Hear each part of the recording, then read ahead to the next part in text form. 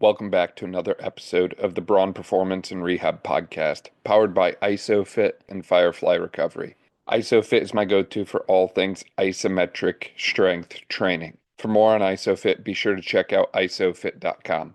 Episodes like this are made possible by Firefly, the official recovery provider of the Braun Performance and Rehab Podcast.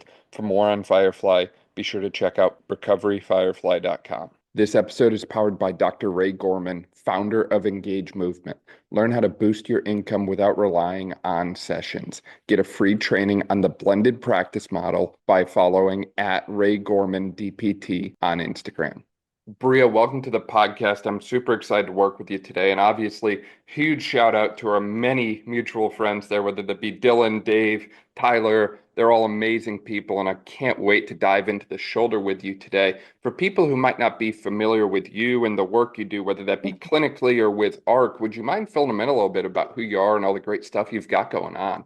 Yeah, so I'm Bria Savage. I've been a physical therapist for almost 6 years now. I've spent most of my career as a travel physical therapist, but I do have experience as a clinic director for orthopedic and sports clinics. I got my bachelor's from the University of Louisiana at Monroe in kinesiology, and then I got my doctorate from the University of St. Augustine in Austin, Texas. That's amazing. That's amazing. And I feel Mhm. like you having the travel experience as well, you get this taste of having, what the differences of the rehab world look like in many different populations and settings. That way, I think a lot of people don't realize how different it can be from state to state. And I've seen a little bit of that when my own travels that way. Mhm. I mean, for example, here in Maryland, I'm able to order imaging, which is a game changer. But when I was in some of these other states, I wasn't even allowed to dry needle, wasn't allowed to do Mhm. BFR, some of these different tools that make a huge difference that way. And obviously, all of those things impact our ability to provide our patients with the best outcomes. And one of the many diagnoses that I see popping up a lot clinically is issues with the shoulder. A lot of times it gets called instability, or they get some imaging done and they show some kind of damage to the shoulder labrum. Very Yeah. common in the athletes that I've seen and worked with that way. Some manage it operatively. Some end up going more of a conservative route, at least for their season that way. It just tends to go a lot of different ways. And I don't see nearly as many people talking about issues at the shoulder like we do at the knee. And I'm guilty of that Mhm. myself. I certainly have a little bit more of a bias to talk about things like the ACL and the meniscus more than the shoulder. But these things are really, really prevalent and common out there. For Yeah. starters, when I say shoulder labrum, what the heck is that? And what comes to mind for you when we say things like shoulder labrum and shoulder instability that way? Yeah, so the labrum is this ring of cartilage that's in our shoulder socket, and it's supposed to act as like a suction cup in a sense. So it's increasing the depth of that glenoid fossa, which is that shoulder socket, and it's increasing the surface area for that head of humerus to be able to roll and articulate with it. And Right. So it so, tends to be more of a stability structure in nature, right, like duct tape more than WD-40, if you will. 100%, Yeah, because that 100%. shoulder is just so unstable in the first place, right? Like you Mhm. hear about different people dislocating their shoulder. I've never heard of someone dislocating their hip. Not to say it can't happen, but I Right. haven't seen an athlete do that just because of how deep that socket is in comparison to the shoulder. Like it's really freaking shallow. Yeah, because the shoulder, because it's that ball and socket joint, it's so mobile and it doesn't have that many structures to create stability, especially in the front. I mean, in the front, we have our ligaments, we have the long head of biceps tendon, but we don't have that much. We have the pecs coming across there, but we don't have much to really support that front side of the shoulder. So that's why those anterior dislocations are way more prevalent than, any posterior dislocations or even inferior dislocations. You mentioned the biceps tendon there, and I Mhm. believe anatomically, the long head of the biceps tendon actually attaches to the labrum. And this is something I've had Mhm. debates about with many different orthopedic providers in the past, where Mhm. some will give a diagnosis of bicipital tendonitis, and others will tell me bicipital tendonitis is not even a thing. And if there's pain proximally in the, that kind of region, in the long head of the biceps, they say it's more labrum than the soft tissue component itself that way. I'm curious, what are kind of your thoughts on that? Like anatomically superior labrum versus, proximal attachment of the biceps, if you will? Yeah, so when I'm thinking of that, I don't always just go off of where the pain or tenderness is because for bicipital tendonitis, which I do get a good bit of those diagnoses, yes, there's going to be pain at the AC joint, pain at the superior, area of the glenohumeral joint. But also, I do rely on the special tests because they are pretty sensitive. So they're good to rule out, but they're not as specific. So I'm going through the special test to try to figure out, is this truly biceps or is this labrum? So you mentioned a special test. What kind of special test do you like to do, or what does that typical exam evaluation process look like for you when someone's coming in with something, whether that be shoulder labrum, instability, possible bicep tendon involvement? What's kind of your typical exam flow and assessment battery look like? Yeah, so when they're coming in, of course, I'm taking a subjective, trying to see what was their mechanism of injury, or if they do have a video, can I see the video? I'm asking them, what are their symptoms? Are they having night pain? Are they having crepitus or anything like that? I'm looking at their active range of motion and where a painful arc may be. I like to look at my internal external rotation in like a supine or laying down position so I can keep that scap kind of fixed, and I'm looking at their internal external rotation at neutral and at 90 degrees because we know with most labral issues, we're going to have a good bit of external rotation, but the internal rotation is going to be pretty limited off the back. Then I'm looking at their strength. So I'm doing my MMTs to see where they're weak at. And then my special tests. So there's like the active O'Brien's compression test. There's some shear tests there. There's the biceps load 2 test. So all of these type of tests that I can kind of grind or shear that labrum to see if it's going to increase any symptoms. Pretty much just how we do McMurray's for the knee. I'm doing those same tests for the shoulder to see if anything is catching, clicking, or popping. And then, of course, my palpation. So I am going through and seeing where tenderness is. Is it at the AC joint? Is it at the coracoid process? Do I get some pec minor involvement? And is it kind of extending into the rotator cuff? Good exam flow, in my opinion. And it's one of those things that you don't miss anything, right? You kind of Yeah. look at the whole picture. And that's something that I feel like a lot of clinicians, and I feel like we've all been guilty of it. I've been guilty of it at times, right? Like you're in a rush and you've got to cut something out of the exam flow, even though you might not Mm-hmm. want to. But it's really essential to try and get a little bit of everything, if you will, because I don't think range of motion and manual muscle test alone tells the full story. But Right. likewise, I don't necessarily think that reliance exclusively on provocative special tests is Right. the best strategy either. I think it's really the culmination of everything coming together that way. And to your point on palpation, I found a lot of Mm-hmm. times, someone might come in with pain that we'd typically think along like a labrum distribution or something, but a Mm-hmm. lot of times they get really tender when I dig in posteriorly, especially into some of Mm-hmm. these posterior soft tissue structures, right? And so with Absolutely. the shoulder being so complex and we've got a lot of nerves in the area, we've got a lot of muscles in the area, we have to kind of think beyond just the, anatomical structure of, oh, it's the labrum or, oh, it's the biceps. There's a lot of other things that can contribute as well. And there's been times when people come in with that typical anterior shoulder pain that I actually clean up quite a bit by Mm-hmm. treating more along the posterior aspect, posterior delt, infraspinatus, and Mm-hmm. so on that way. So I think it's one of those things that having that thorough assessment process, if you will, really helps to guide you from your interventions because, with the conversation of the labrum and an unstable shoulder, it can Mm-hmm. be really tricky to manage if you're just kind of throwing exercises at the wall and not 100% sure what you're treating. Yeah, 100%. And then I wanted to mention, even afterwards, during my follow-up visits, when I don't have time during the initial eval to look at everything, I do like to go back and look at their core stability, their thoracic mobility, and even their glute strength. Because we know with the complexity of overhead motions, and especially with these overhead athletes, a lot of times a glute weakness could contribute to that. So I always go back and try to look down the chain too. I think that's super important.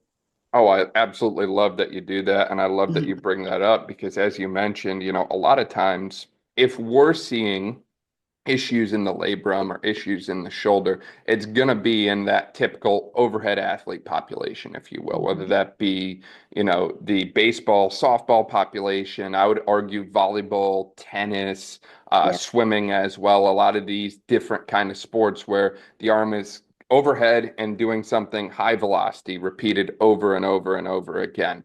yeah, And with that in mind, as you mentioned, it's not just the shoulder producing all that rotational force, it's other musculature, whether that be spinal engine, hip complex, whatever it is that mm, way, right? Like if you watch someone throw a baseball or swing a baseball bat, it's not just all arm doing that, it's a lot of other components mhm. contributing to the force that you're Yeah. seeing displayed out the arm. So it's more of like, I feel like in general, if the shoulder's unstable, it becomes this problem of we're trying to fire a cannon out of a canoe and it can't handle it.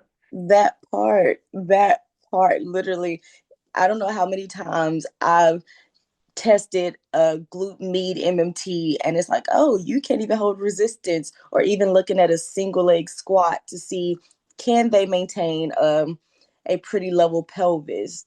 Can they maintain knee stability to go through that? And I'm like, if they can't do those functional movements, I'm like, this is definitely contributing to why your shoulder is hurting. Right. So outside of frontal plane, hip, and a little bit of a core stability component, are there any other common deficits you see athletes presenting with that kind of present in the same time as the shoulder instability, shoulder labrum type things? Yeah, so thinking in the transverse plane, any rotation, so their thoracic rotation sometimes is literally trash. It's like, oh, you really can't rotate through there. And if you can't rotate through there, your your scapular your scapulas can't upwardly or downwardly rotate or tilt like they need to, or they're almost in this prepositioned anterior tilt to where it's like now I'm already going to pinch something. So I think that thoracic rotation is a super big one because some of them they really just can't rotate.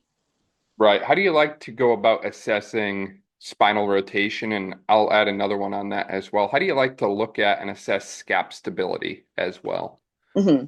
So with the spinal rotation, sometimes I'll get them in child's pose on their elbows, and I'll put a hand behind the head, and I'll have them do an active rotation. Sometimes I'll use the inclinometer to actually measure it, and sometimes I'm just taking a picture with our company iPad to show them, hey, you can open up this much on the left, but on the right, on your actual throwing side, you're not even moving much.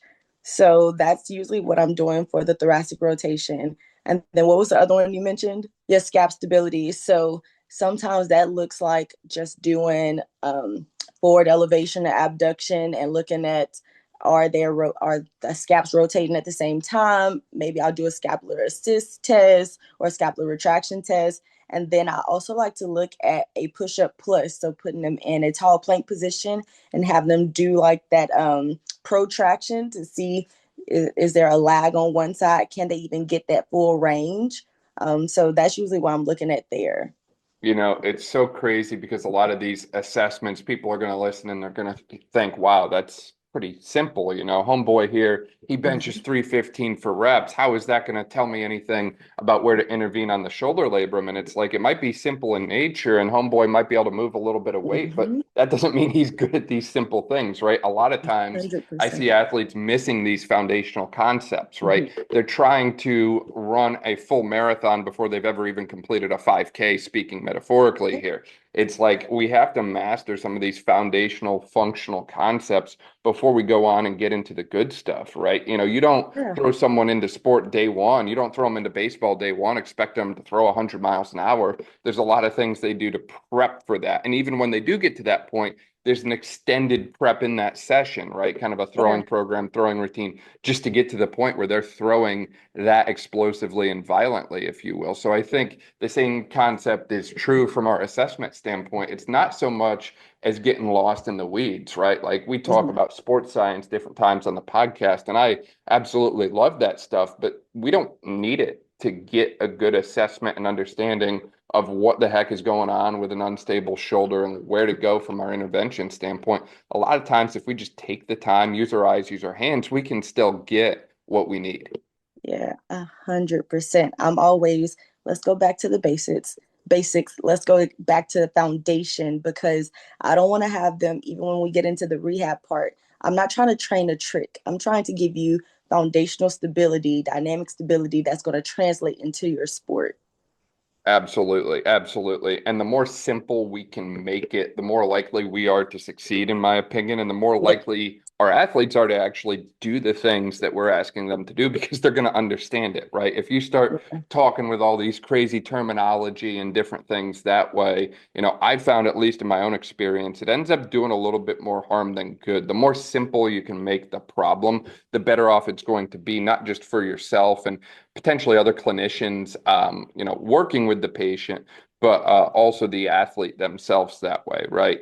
It kind of speaks to what I call the rehab philosophy of Occam's razor, if you will. Essentially, from a problem-solving standpoint, Mhm. searching for explanations, going with the simplest tends to be the best that way in this term. And it's one of those things, too, as I mentioned or kind of alluded to, I find a lot of people with these pathologies get very frustrated because a lot of the times they're told to go with the rehab route, go with the physical therapy route, if you will, that way. Mhm. And they do, and they don't get good outcomes, right? I've seen a number of athletes that have bounced around from rehab provider to rehab provider, and they get frustrated, right? They're not Yeah. really sure what's going on. They don't feel like there's a great plan in place. And a lot of times they feel like the rehab itself is not overly progressive or challenging. I think everyone's seen those cases where it's just 3 sets of 10 rubber band factory for everything.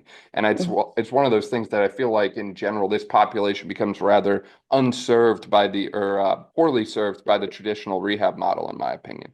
What I've found, especially with some of those athletes, so the research shows that the longer the symptomatic period is, the least likely they are to respond to conservative treatment. It's possible, but the longer they are with pain, the harder it is to really rehab that without, some type of surgical intervention.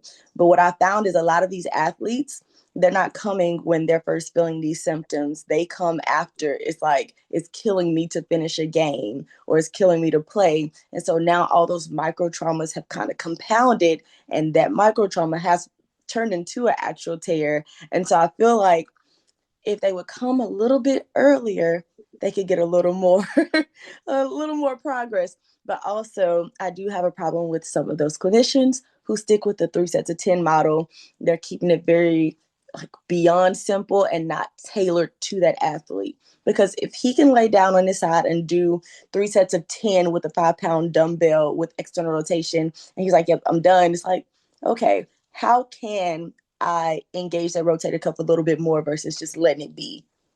Right. Absolutely. Absolutely. It's like, how can we challenge what we're doing and find a way to Mhm. break the model and make it better? Right. Yeah, I think it's one of those things we should always be challenging ourselves and challenging our framework and yeah. interventions that we use with people. And obviously, we talked about how the assessment component is going to have an impact in what we do from an intervention standpoint. And one of the things I want to kind of circle back to, as well as you mentioned about different instability moments or different tear patterns that can occur in the labrum, whether that be anterior, posterior, inferior. Obviously, I personally see the more commonly anterior or slap type patterns that way, superior labrum, anterior to posterior, that is. I don't see nearly as many posterior or inferior issues, but obviously they can happen. What changes on your intervention approach when the tear pattern or issue is different, right? What's different between Mhm. the slap or anterior versus a posterior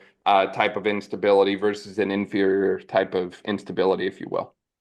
Yeah, so with um I guess the posterior, so we're looking at possible Hill Sachs lesions to where maybe the backside got dented in a little bit. We may be looking at a Bankart lesion where most of like that posterior inferior area got torn a little bit. I wouldn't say it's a super big difference. Besides, there are some movements that we want to avoid, like some of that internal rotation or the horizontal adduction, and sometimes those close kinetic chain exercises could be a little too provocative too soon. So I would say that's probably the biggest thing for me, like the internal rotation, horizontal adduction, and then close kinetic chain, anything pushing, I feel like those are the ones that are a little more provocative. And so I don't hit those so quickly versus your usual slap tear. I'm going straight for that posterior chain strengthening, posterior cuff strengthening. And then we are trying to get into, like, say, a sleeper stretch or horizontal adduction stretch, or really digging into the pec minor. So I think those are probably the biggest things. But with both, I am going to be strengthening that posterior cuff pretty heavy. I love that. And one of the other things I've done a lot is, as you mentioned before about the regional interdependence approach, it's a matter of how can I find ways to Mm-hmm. address some of these other components creatively that still work the shoulder that way. Obviously, if you're in kind of a private setting like a cash-based model, or if you're in a team-based setting, there's a lot less hurdles and obstacles that come to, treating the hip complex for a shoulder issue. But if you're in this insurance-based world, like many of us tend to be, we do have a tendency to need to get creative, if you Mm-hmm. will, and think outside the box as far as how we address the hip and the shoulder simultaneously, if you will. And at least for me, one of the ones I'll go to a lot is I'll find different plank row variations, dog row variations, or I'll also do different things isometrically as well, where I might have some kind of hip ISO while they're doing something with their shoulder. The other thing I've found a lot of benefit from is doing loaded carries. And I don't necessarily do these early on with someone with the unstable shoulder, but it's a matter of, hey, where can I put the weight, whether that's just general suitcase carry or some kind of overhead carry, and Mm-hmm. how can I load it in a way that maybe addresses a little bit more than just the shoulder, right? Maybe I can get into the core stability element or something along those lines as well. And as you mentioned, that's not necessarily something I'm going to on day one, but it's one of those things that I think can certainly have a bang for your buck value from an intervention standpoint later down the line. Yes, I love those. I use them all the time, whether I'm in like a modified side plank and kind of cueing them drive that bottom knee into the ground while they're doing some type of row. I love a good single leg ISO hip thrust while they're doing something with the arm. Any plank rows, love it. So I'm always like you, trying to find ways that I can incorporate it. And I like to keep my documentation on point. So they're going to see things in there about regional interdependence and how force transfer from the legs to the torso to the arm. Like, I'm hitting all of that because these athletes need it. And I'll be doggone if I let insurance hold them back. I love that. I love that. I feel the same way. I'm curious, what have been kind of your more like what have been your most creative ways to address kind of full body regional interdependence, if you will, with the Mm-hmm. shoulder that way? I know you mentioned the hip thrust, and I know you mentioned the plank variation, but have there been any other kind of unique variations that you've cooked up? I would say so. I like to do dead bugs with like ISO Palloff. I like to do those. I do like to do like a thoracic rotation at the cable column, but keeping this in the ISO and having them rotate through, kind of engaging those obliques. I love anything single leg, so I may have them standing on an Eric's with like an ISO fire hydrant and have them throwing a ball at a wall for like some type of dynamic stability, or sitting on a Swiss ball with one leg up while we're doing some type of perturbations or anything with the arm. So, I try not to get too crazy, but sometimes, you have to, especially with those higher level athletes. It's like, okay, you're not going to benefit just from a prone ball drop. I need to give you something a little For crazier. for sure, for sure. Sometimes we got to get crazy. And it's one of those things that I find going back to what we talked about before. A lot of times we tend to overcomplicate the evaluation and assessment, yet undercomplicate or miss the boat a little bit on the actual intervention strategy, right? We get so Yeah. complex and so detailed in the actual assessment itself, and then we go to give them interventions and it's 3 sets of 10 this, 3 sets of 10 that. Yeah. And obviously we can do a lot better. I think everyone knows the simple interventions, but it takes a little bit more to understand and grasp the concept around some of those more advanced interventions. And I know one of the big things that comes up a lot when I'm talking with individuals with ARC is just overall, what is the capacity of the tissue, whether that be that day, that week, that month, whatever it is Mhm. that way. So I'd imagine having some kind of tool to assess what is their tissue capacity and tolerance to movement and load at that specific point can really help guide your intervention strategy for that day one. And then two, the more you understand what the tissue can handle and can't handle, the more clear your intervention route is going to become. Yes, and I think as I've been conversing with Tyler, I've learned a lot about his model of that tissue capacity umbrella. So, underloading it, you're going to cause harm. Overloading it, you're going to cause harm. So, if you want to be a good clinician, you're going to find what is that threshold, and we're trying to move that threshold a little bit more each time. So, definitely looking at tissue capacity, whether I'm looking at using like a Malak to get their strength and saying, okay, if this is your strength, what is, your 1 rep max? And, can we go 65, 75% of that? Things like that, and saying, what is the true goal of my intervention right now? Am I trying to mobilize through a certain range? Am I really trying to increase some strength and hypertrophy? Am I looking at more so endurance? So being able to understand what you're doing and why you're doing it, I think helps with, creating a better tissue capacity for that individual. Yeah, no, absolutely, absolutely. And it's also one of those things that I think we need to understand when we do intervene, as you mentioned, what are we doing? Mobility, stability? Are we doing more of a neuro type of pattern as well? Mm-hmm. Because one of the things I personally didn't take as seriously as I should have in school was that neuroscience course, right? I think everyone looks at it and they're like, well, I'm going to work with athletes. I don't need that. And then you get into the world and you're like, shoot, I need to go back to those notes. I need to touch up that sort of thing. And understanding that role of kind of the neuromuscular stability Mm-hmm. element there as well. The other piece I'll say is understanding the different types of contractions and making sure that you do hit all of the different types of contractions Mm-hmm. in your rehab approach, right? Are we Yeah. producing force? Are we reducing force? Are we hitting some actual true eccentrics? Are we hitting some isometrics, right?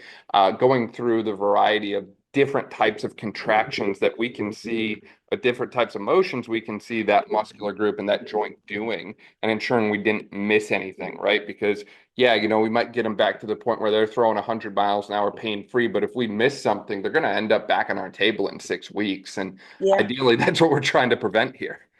Yeah, I definitely agree with hitting all those types of contractions. So I've been leaning more into some of those like yielding isometrics. I think that is one of those underused tools, or even just trying to incorporate the eccentric training in a different way, whether I'm having them do a banded shuffle with the dumbbell and throwing a punch to see, can you slow down the momentum of that weight? I'm trying to find ways that I can incorporate all those contractions. But yeah, I think that's so important.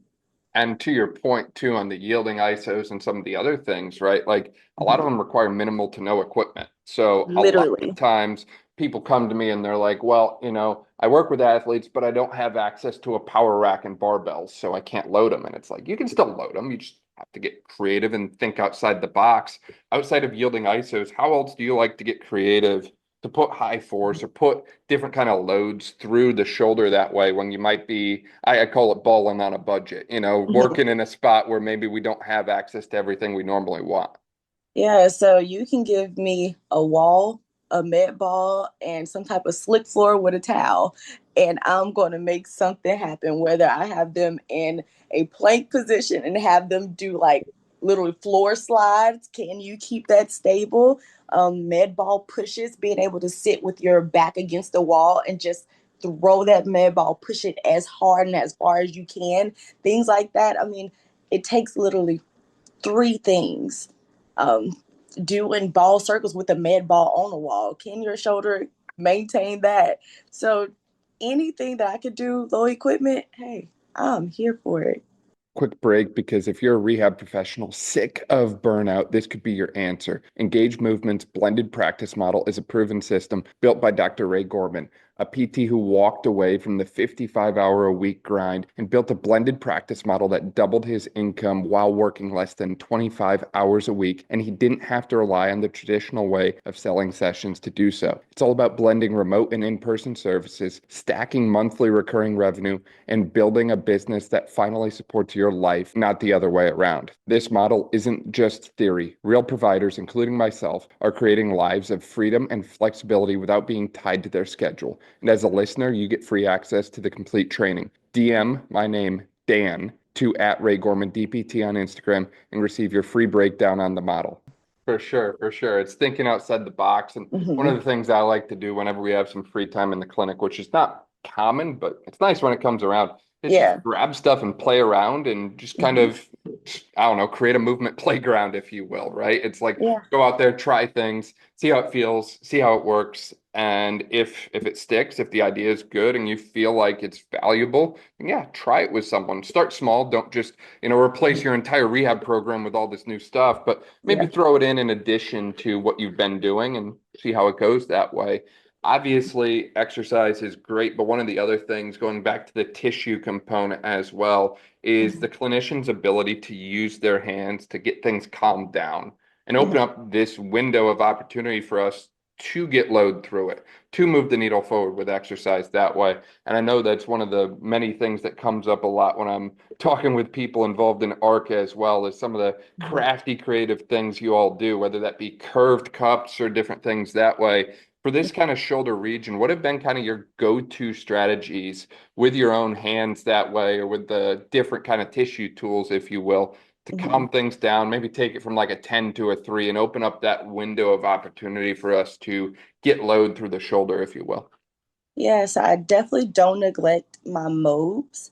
I like to do my shoulder mobs in different planes. So I may start off with those grade 1, grade 2 mobs, AP joint mobs, while they're just laying down with it in neutral. Then let's see, can you tolerate it going at 45 degrees, going at 90 degrees in abduction, maybe in a scapular plane, getting those AP mobs, some type of inferior mobs. I do enjoy doing soft tissue, so I love my little release techniques because that pec minor, it'd be tender on them, but once I get in there and kind of scrub it a little bit, they're like, oh, that hurt, but that feels good now. A good subscap release, whether they're laying on their side with the painful side up, that I can get my fingers in there and literally just grab under the scapula, or if I have them laying on their side with the painful side down, have them retract a little bit and scrub on the inside there as well to get to those mid traps, rhomboids, and that medial border of the scapula. So I'm always doing some type of release technique for the posterior muscles and then trying to free up that posterior capsule, because that's usually what starts getting a little contracted after a shoulder injury.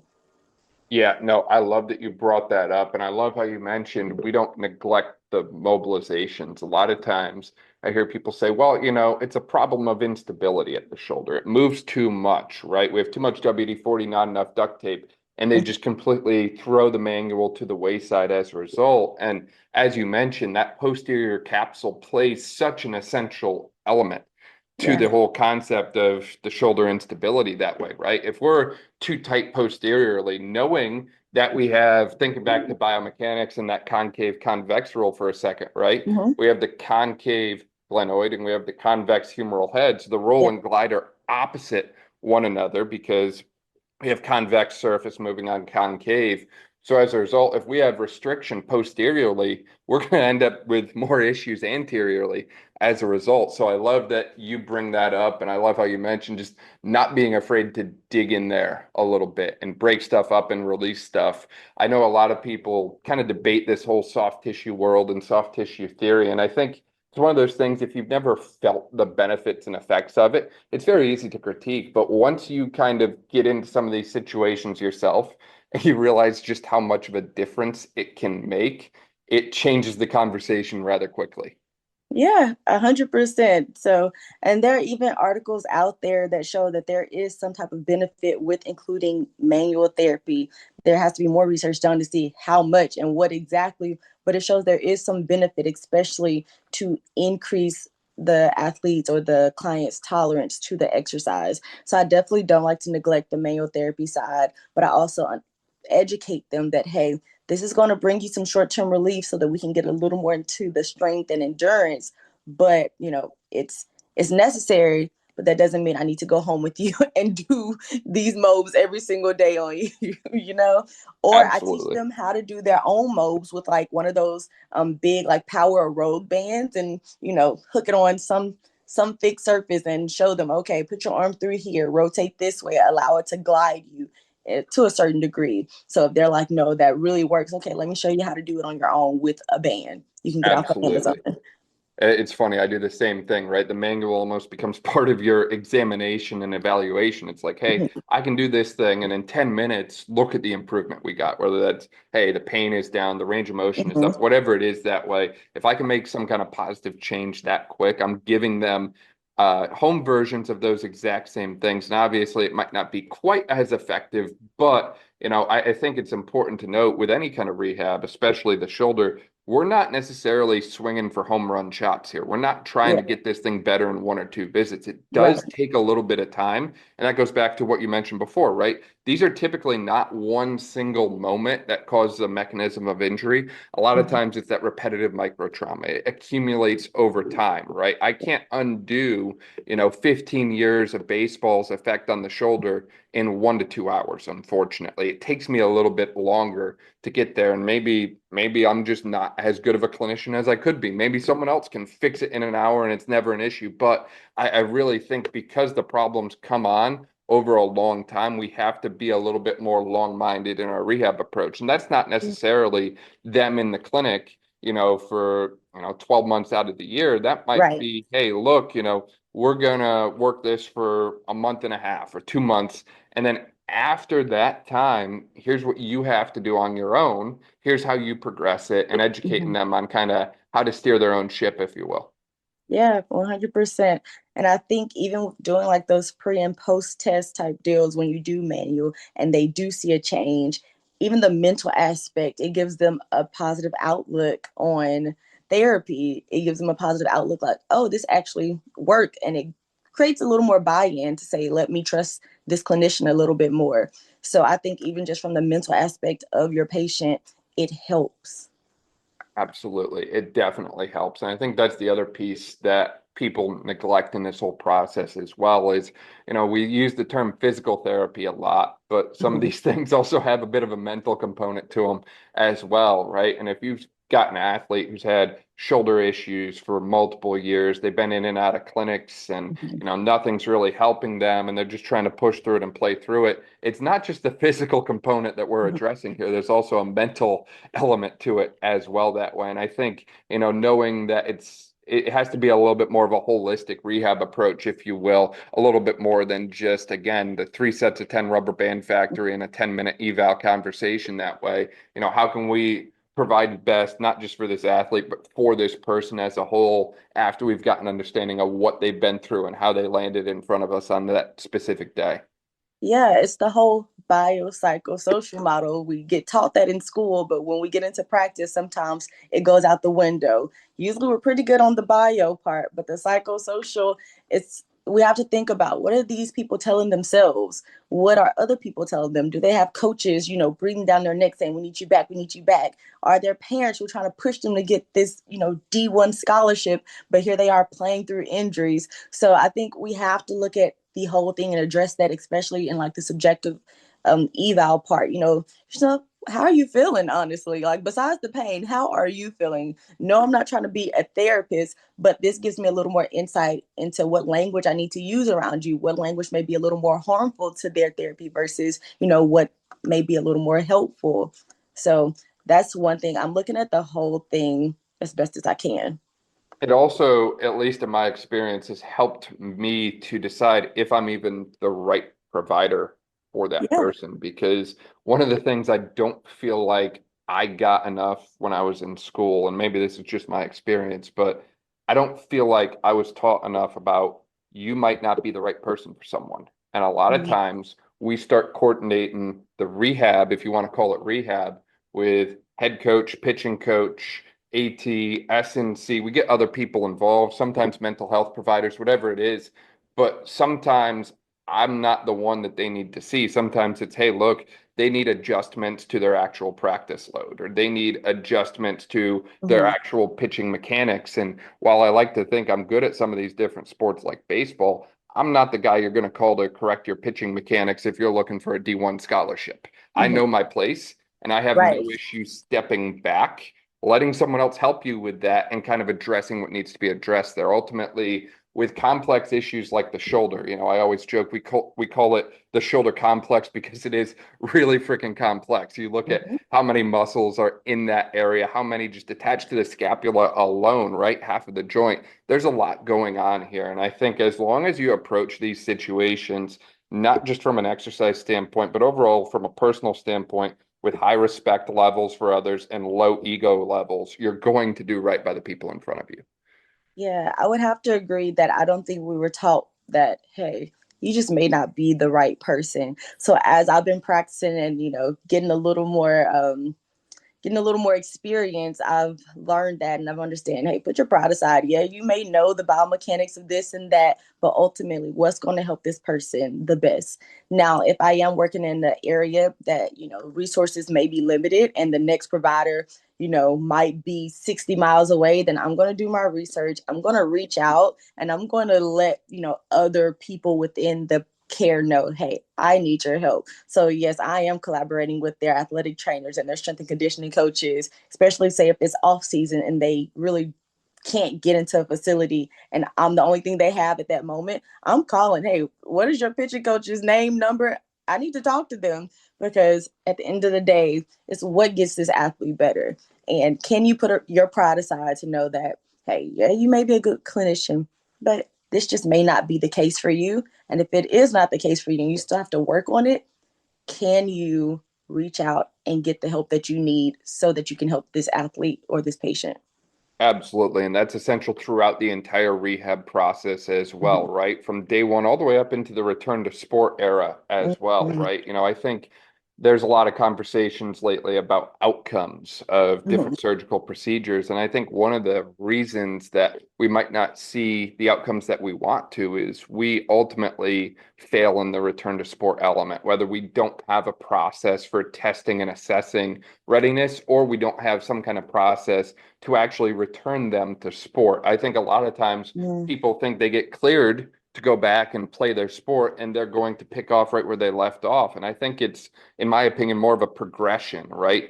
Just like you didn't get to return to sport overnight, you don't get back to the desired level of sport performance the first Mhm. time you step back into, your playing pitch that way. It takes time to get there.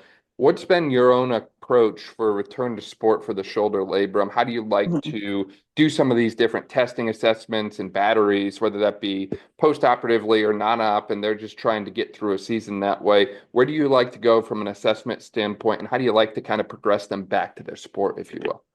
Yes, I have to accredit this to my sports mentor, Dr. Ann DeGray. She really helped me with return to sport testing for the shoulder. So just how we do it for the ACL meniscus, she showed me ways to return to sport for the shoulder. So that looks like for me doing like a wide balance test with the shoulder to see and compare it with, the affected and unaffected limb. It looks like doing a med ball throw with your back against the wall and seeing how far they can throw it. It looks like the endurance test where they're doing like a shoulder tap with their arms a certain width apart. So those are the three main ones that I do. And I also, like I said, go back to using the Malak, getting their strength at neutral, at 90 here, even at 90 here, to see what those numbers look like compared to the unaffected side. And if they're in like that 10 to 20% difference. So those are usually my go-tos. And then also doing the quick mental assessment, how are you feeling? And using those questionnaires as well because insurance loves those, so I have to get them in. But using those as well. So I think for me, I've been able to do a little bit better at that return to sport part. I'm giving them interval throwing programs. I know a lot of the protocols have you do the throwers 10 program, and then when you get a little bit further, there's an advanced throwers 10. But those interval programs, and I understand now with the research coming out, they don't really know how hard or how fast they're throwing it. So it's more so, can you throw this many pitches at this distance? And then are you doing it off the mound? Or with my quarterbacks, are you throwing, so many yards without pain? And then how long is it taking you to recover? And having them actually document that. So I'm trying to be a little more objective in my return to sport versus just going off a feeling. And okay, you passed the MMT, you passed range of motion. No, what are those other things that kind of contribute to it? Absolutely. I love that you outlined it like that. It's a combination of everything coming together, the subjective and the objective. Obviously, we need the objective data and we need it in a lot of different positions, as you mentioned. It's not just stuff by the side. It's, hey, can we get into some of these other locations that they're going to be in when they're throwing that way, if you will. Yeah. And I like your kind of phased progression back. I know you mentioned the throwers tend that way. And obviously, the exercise component and the, return to throwing component that way, or at least in my mind, I always think of kind of the Kevin Wilk work and contributions to it that way and Yeah. his progressions that way. It's a great roadmap. It's a great Mhm. framework, but it's also the kind of thing that you have to understand it and not just kind of say like, well, here's your program, here's your plan, have at it. It's understanding the progression, why the progressions are there, but also how do Mhm. you individualize step Yeah. one to step two to step three for the individual in front of you? Because, they might not fit the framework that was outlined. Yeah. Step one to step two might go from 15 fastballs to 30 fastballs thrown off a mound, but they might need to go 15 to 20, 20 to 25, 25 to 30. Someone Yeah. else might be able to go 15 to 50, right? It's individualizing everything to the person in front of you. Yeah, absolutely. I always tell them that these return to sport protocols or these programs, they're guidelines. Can you necessarily skip steps? Not necessarily, but you can kind of advance a little bit quicker through them. But I'm always talking to them about the soreness rules as well. It's like, okay, how long of a break did you take? And then did you only have soreness at the end of the day? Was there no soreness? Did it take you 2 to 3 days to recover? Because if it did, that lets us know we overdid it. We got to scale back until you're able to do this without soreness, impeding you the next 2 to 3 days. As we kind of individualize that approach to return to sport, I also think we Mhm. need to get more people involved in it as well. Going back to that multidisciplinary comment we made a little bit ago, right? Yeah, It's not just, or at least for me, I don't like to be the one single person that comes to this return to sport decision, if you will. I like to right. actually get everyone else involved and have a conversation around, hey, what are you seeing? Do you feel like they're ready? The athletes obviously included in that, but also like, can we get coaching staff involved, ortho involved, Mhm. ATS&C involved, right? Can we get everyone together and kind of come to more of a team-based decision than trying to go at it on our own? Because I think the more eyes we have on it, the more accurate or ideal our decision will be, if you will, for lack of a better way to put it, right? Instead of just basing it off of what I see in the clinic, which whether I like it or not, it's a very controlled environment, and there's only so Mhm. much I can do to make it chaotic. I can base it off of what they're actually doing from a practice standpoint, a sports standpoint, and what other people have actually seen with their own eyes while they're doing their sport. Yeah, most definitely. Especially when you're thinking of an insurance-based model as well. By the time we're getting to those later phases, insurance is like, look, you've seen him this many times, it's time for him to go. So by the time it gets to that return to sport, I may only be seeing them one time a week. And so they're already back in the weight room with their strength and conditioning coaches, before they're back on the field. And so I think it's so important that I have to talk to those athletic trainers and those strength and conditioning coaches and their regular coaches or pitching coaches or whoever, because you're going to start seeing this person way more, and I want to make sure we're all on the same page. This is what I'm seeing in the clinic. What are you seeing with them out there? So I like to make sure that whole multidisciplinary approach is there, because I never want to be that outside PT who just like, yeah, I got this. It's like, no, it's a whole family that's trying to get this person back to sport, back to function. So yeah, I'm all for it. Absolutely.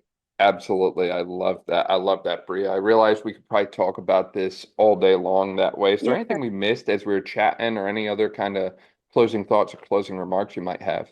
If any closing remarks, especially to anyone that's going to listen to this, I would just summarize and really emphasize using a holistic approach. I would really push that regional interdependence, especially with like post-op, in those first few weeks that you can't do so much with the shoulder besides, passive and active assist range of motion. Being able to say, hey, let's still strengthen the glutes, let's still strengthen the core, let's get some trunk stabilization some way. So get creative to make sure you're still pushing that regional interdependence, um, tailoring everything to your specific patient or athlete, keeping your eye on the mental component, making sure you're using positive language, not language that's going to harm them or affect them in any way, but also being very transparent and being very real with, your client, giving them timelines, but telling them, hey, these are subjective. So, just being a good clinician, literally just be a good clinician.